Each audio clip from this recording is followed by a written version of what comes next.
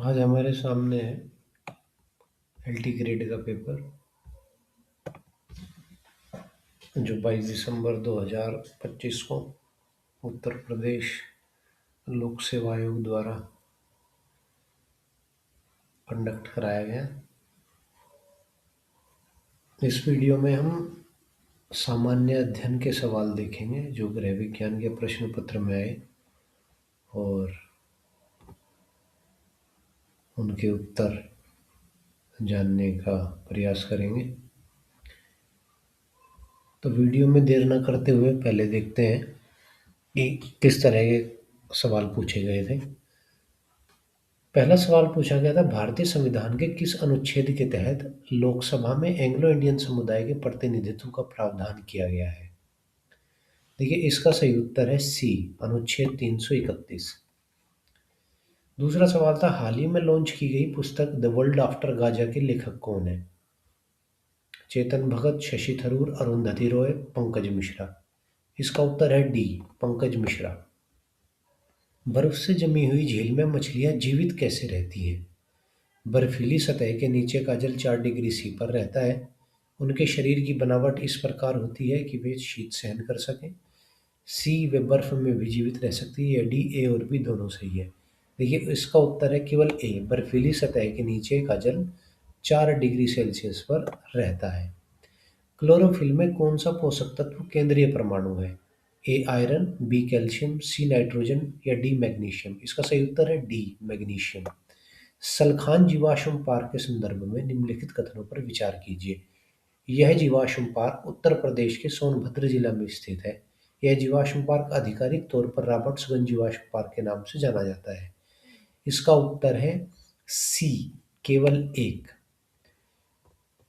क्योंकि यह जीवाश्म पार्क आधिकारिक तौर पर सोनभद्र जीवाश्म पार्क के नाम से जाना जाता है, न कि रॉबर्ट्सगंज जीवाश्म पार्क के नाम से।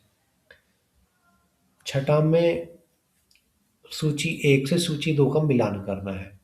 आप देखिए, जो मलाशय है ये मल विसर्जन से होगा, तो बी का 1 है।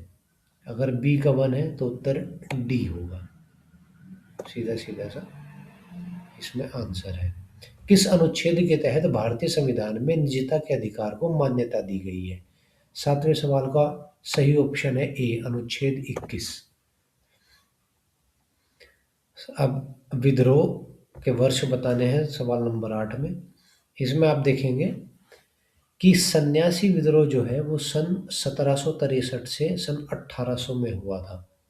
तो ए का आंसर है 2। अगर ए का 2 है तो सी ऑप्शन यहाँ पे सही हो जा रहा है।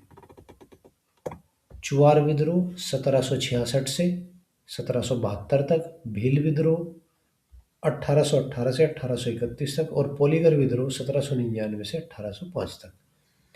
किस देश ने युद्ध में क्षेत्रों में ड्रोन प्रौद्योगिकियों का परीक्षण करने के लिए ड्रोन प्रहार अभ्यास आयोजित किया? इसका सही उत्तर है बी, भारत। 10वें सवाल पर आते हैं। पर्वतीय दर्रा और उनकी अवस्थिति बतानी है। यहाँ पे हम देखेंगे बारालाचा दर्रा, इसका सही उत्तर है हिमाचल प्रदेश। लिपुलेख, इसका उत्तर है उत्तराखंड। नाथुला, इसका उत्तर है सिक्किम। और लिखा पानी उत्तराखंड में है, माफ कीजिएगा, अरुणाचल प्रदेश में है। लिखा पानी अरुणाचल प्रदेश में। इसका सही उत्तर है बी।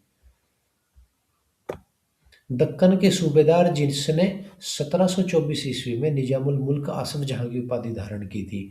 इसका सही उत्तर है ए, चिनकलिज खां।